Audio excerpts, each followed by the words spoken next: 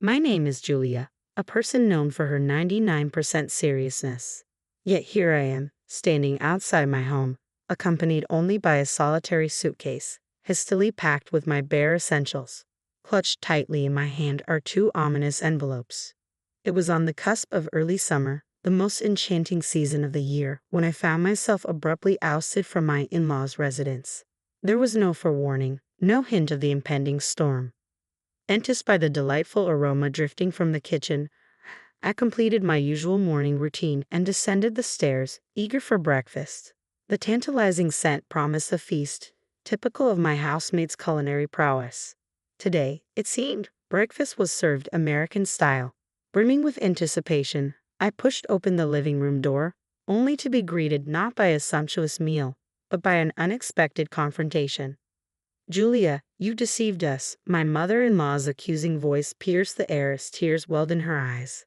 Her words, laden with betrayal, echoed incoherently, accusing me of treachery and shattered trust.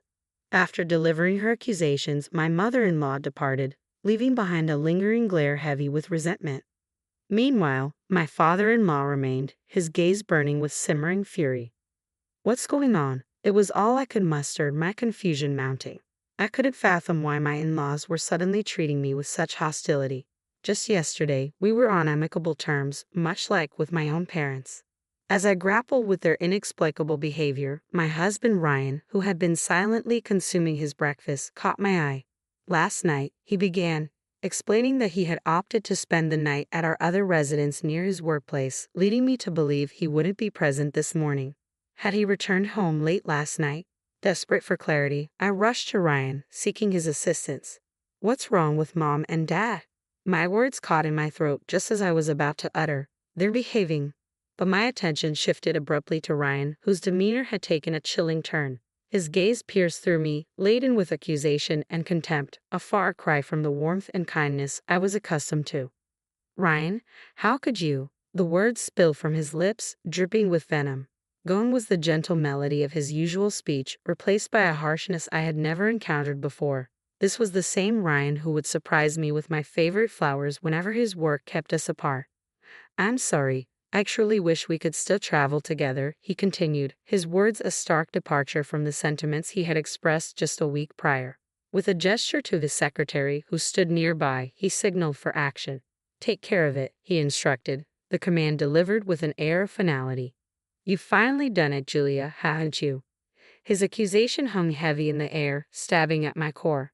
"Married me for the money, didn't you?"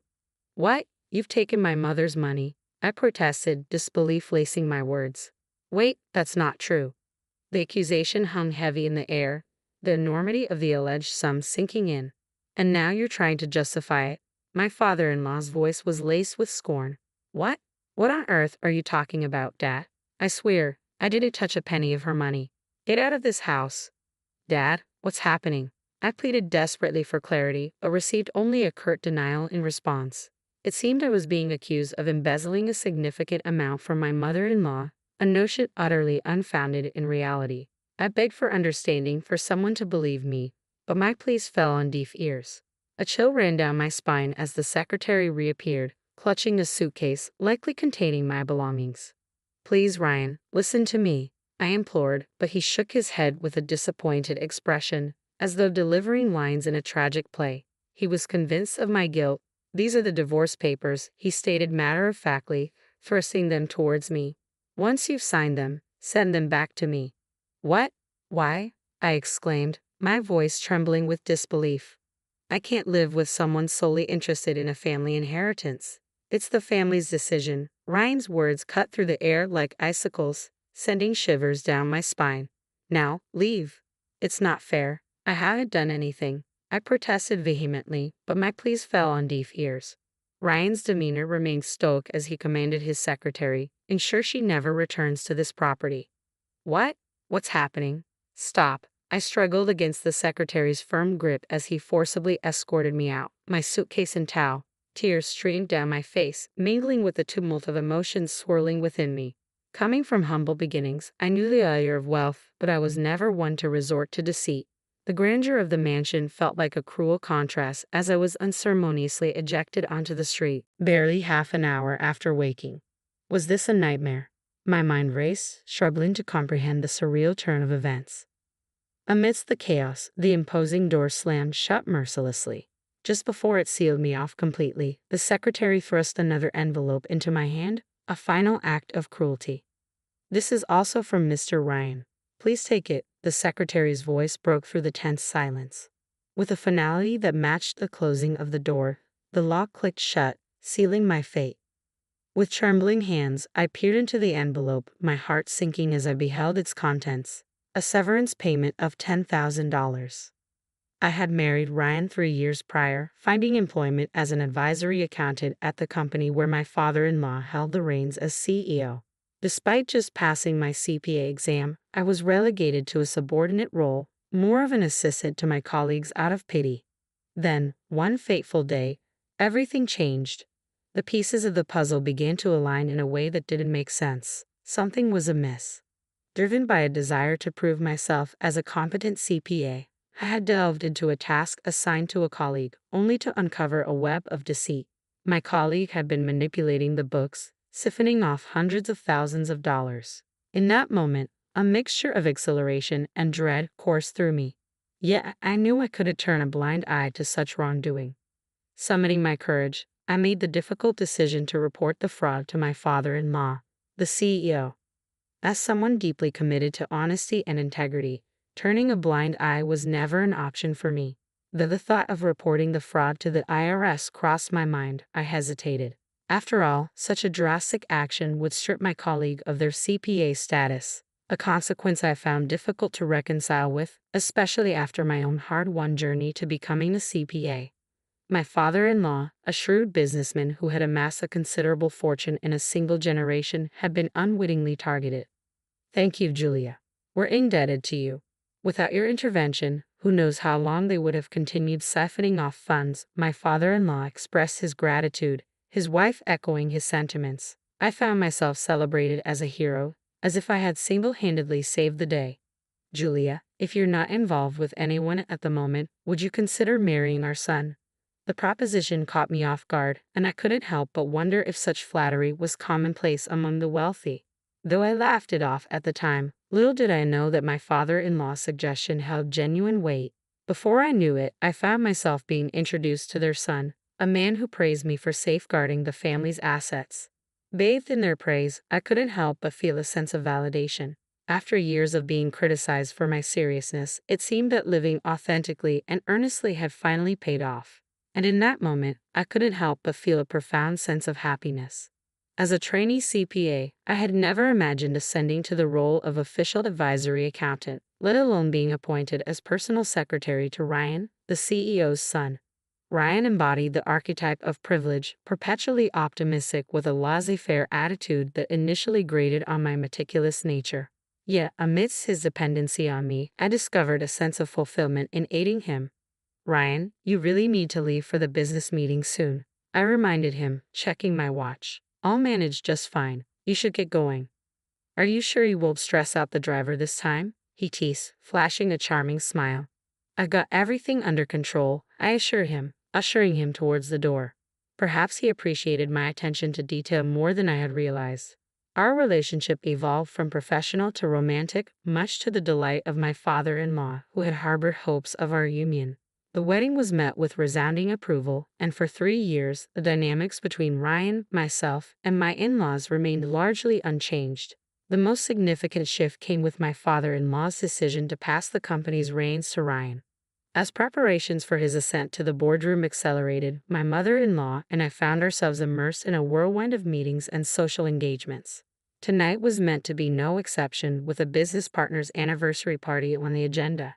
Instead, I found myself alone in a sterile hotel room, a stark departure from the anticipated festivities.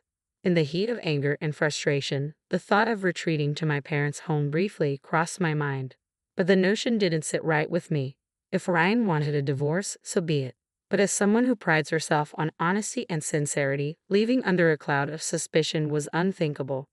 Seated on the bed, I revisited the contents of the envelope, divorce papers, and a severance payment. Despite the wave of emotions threatening to overwhelm me, I fought to maintain composure. I needed clarity. With a steadying breath, I closed my eyes and reaffirmed to myself, I haven't taken a penny of my mother-in-law's money. That's a fact. If not me, then who?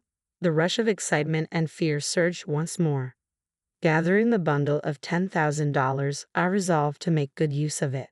After a quick touch-up of my makeup, I made my way to the private detective's office. A week later, my phone rang. We have the results of the investigation. I arrived at the office greeted by a stack of papers on the reception table. The report, thicker than anticipated, sent a shiver down my spine as I flipped through its contents, my hands trembling with anticipation. What? Ha! Each revelation in the report left me reeling, my head spinning as I absorbed the shocking truth. Exiting the building, I was greeted by an unpleasantly brisk breeze, a stark contrast to the turmoil swirling within me. Collapsing beneath the shade of a nearby street tree, I grappled with the weight of the newfound knowledge. Passers-by cast curious glances my way, oblivious to the internal battle raging within me. With resolve coursing through my veins, I made my way to my in-laws' home, determined to confront them. Why was she allowed inside? My father-in-law demanded, his voice laced with disdain as he berated the maid. Taking a deep breath, I stepped forward, presenting the signed divorce papers. I've brought these, I stated firmly. You instructed me to mail them. If you seek a divorce, I won't stand in your way. But I refuse to be labeled a thief, I continued, my voice unwavering. Snatching the papers from my grasp, my father-in-law turned to leave. But I refused to let him go without a final declaration. I demand an apology from all of you, I asserted, my words echoing through the room. If you're unwilling to acknowledge your wrongdoing, I'm prepared to pursue this matter in court. As the prospect of legal action loomed, my father-in-law halted in his tracks. I was pleased when you accepted me, despite my humble background. I held genuine affection for you and your mother-in-law, he confessed, his voice tinged with remorse. Summoning my courage, I drew in a deep breath, my fists clenched at my sides. Then, with a measured exhale, I spoke. I'm telling you, I'm innocent. Do you understand? Let me be clear. I didn't do anything, I reiterated, striving to maintain composure. What? What do you mean? I didn't. My mother-in-law's voice, seemingly emerging from the shadows, pierced the tense atmosphere with confusion etched across her features. I mean exactly what I said, I affirmed, extracting the investigation report from my bag and passing it to her. Please take a look. What? What's this? What's going on? Their eyes widened as they devoured the contents of the report, their expressions teetering on the brink of disbelief. The person responsible for stealing my mother-in-law's money, it was Ryan, I revealed, the weight of the truth heavy in my words. Before our marriage, Ryan had developed a reckless habit of overspending. He used to justify it by saying, we have enough family wealth to live extravagantly for a lifetime. He indulged in frequent trips abroad, particularly enjoying gambling, often wagering hundreds of thousands of dollars at a time. Even his own parents had grown increasingly concerned, implementing measures to curb his access to their funds. They admonished Ryan, urging him to earn his own income.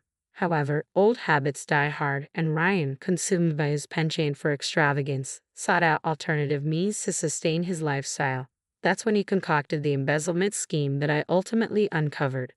Ryan had manipulated my former colleague, who served as my father-in-law's accounting consultant, into falsifying the books. Mistakenly attributing the embezzlement solely to my former colleague, I reported it to my father-in-law without probing deeper, never uncovering the true mastermind. In reality, all the embezzled funds were lining Ryan's pockets. When the truth about my former colleague's embezzlement came to light, Ryan and his parents expressed gratitude towards me, but beneath their facade of appreciation, I sensed a simmering resentment. Was there a romantic involvement between the accountant and Ryan? It seems more like an affair, doesn't it? After all, she was married at the time, someone speculated. Nevertheless, Ryan professed his love for her, convincing her to embezzle funds for their future together. Another voice chimed in. As a consequence of her actions, my former colleague was terminated from her position and faced divorce from her husband, who had reached his breaking point. Despite obediently complying with Ryan's selfish request to keep his involvement under wraps, he ultimately wedded me. His persuasion tactic was clear: distract his parents by marrying a financially prudent partner like myself, thereby easing their suspicions and enabling him to continue his scheming. And indeed, his plan unfolded seamlessly. With my reputation for uncovering discrepancies, my in-laws relaxed their vigilance regarding Ryan's extravagant spending, simply because I was his wife. "Mother-in-law, why did you believe I stole your money?" I questioned, my voice tinged with disbelief. "Ryan told me he entrusted you with my card, Julia," she confessed, avoiding my gaze. I felt a pang of betrayal as her words sank in. "Ryan, he's been taking his responsibilities seriously lately, and I thought there might be occasions where it wouldn't be convenient to pay in cash, so I allowed him to carry my credit card. But then he said, I mustn't use it recklessly, so we'll have Julia manage it. And so, I—" her voice trailed off, her expression clouded with regret. "So, because of that, I was accused of theft," I interjected bitterly. Just to clarify, Ryan never mentioned any of this to me. Caught off guard by the realization of her son's deception, my mother-in-law's features fell slack with disbelief. "By the way, mother-in-law, have you read about what your stolen money was used for?" I pressed, seeking to redirect the conversation. I don't understand anything anymore," she admitted, her voice laden with confusion and distress. My mother-in-law's voice trembled, barely audible over the weight of her emotions as tears welled up in her eyes. I returned the report to them, bracing myself for their reaction. "The purchase of a condominium," my mother-in-law murmured, her voice laden with disbelief. "Let me see that," my father-in-law interjected, his brows furrowed in confusion. "But Ryan already has another house near his office. Why would he buy a condo for the senior accountant?" It's becoming clear now. Ryan has been entangled with her all along. Lately, he's been spending an unusual amount of time at the other house, likely staying with her. Ryan has always been with that woman. He loved her more than he ever loved me, Julia, my mother-in-law confessed, her words heavy with heartbreak. I remained composed, devoid of emotion, having already processed the nauseating contents of the report countless times before this moment. It appears Ryan has been indulging in quite the affair with the senior accountant. They even frequent underground casinos, I added matter-of-factly. "Underground casinos? Please take a look at the last page," my mother-in-law urged, a glimmer of hope flickering in her eyes. My father-in-law frantically flipped through the pages of the report, his brows furrowed in concern. "What's this staggering amount?" he exclaimed, his voice tinged with disbelief. "He's deeply involved with the underground casino. It seems he'll be grappling with debt for the foreseeable future," I explained solemnly.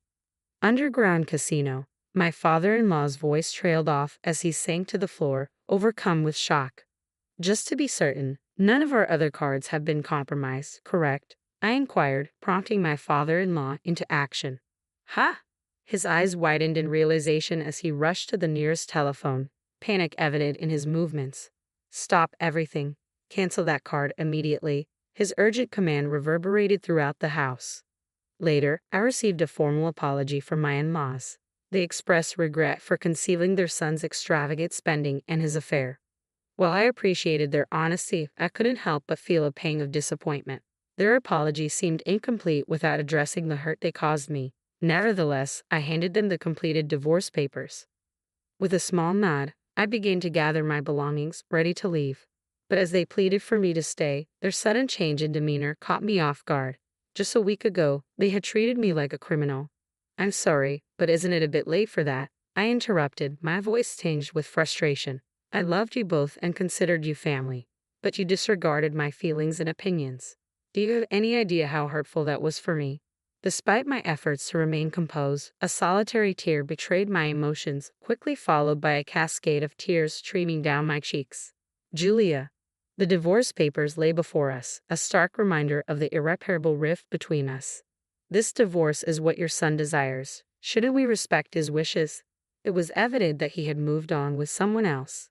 After composing myself and injecting a final touch of sarcasm, an abrupt alarm pierced the silence, jolting us all. Startled by the sudden noise, I furrowed my brow in confusion, only to have my father-in-law grasp my wrist urgently. "Hey, what's going on? What are you doing?" I questioned, taken aback by his sudden urgency. "You should come too, honey," he insisted, leading me outside to the garden. There, the gate that had shut me out just a week ago stood before us, and we heard a voice from the other side. "Hey, the gate won't open. Is anyone home?" Ryan's frustrated voice echoed through the gate, followed by the sound of him banging on it vigorously. What's happening? My car won't start either. This is ridiculous. Ryan's frustration was palpable as the annoying alarm persisted, refusing to cease its blaring. Listen closely, Ryan, my father-in-law began, his tone firm and unwavering. Huh? Dad, can you hear me? My key isn't working. Can you unlock it from your side? Ryan's voice crackled through the intercom, tinged with confusion. I told you to listen, Ryan, my father-in-law's voice boomed over the intercom. What? What's going on? Ryan's tone faltered, sensing the shift in his father's demeanor. You have no right to open this gate, my father-in-law declared firmly. What? Why would you say that? Ryan's voice rose in disbelief. Isn't it obvious? I didn't think you could be so oblivious. We're aware of everything. All of it, my father-in-law continued, his voice unwavering.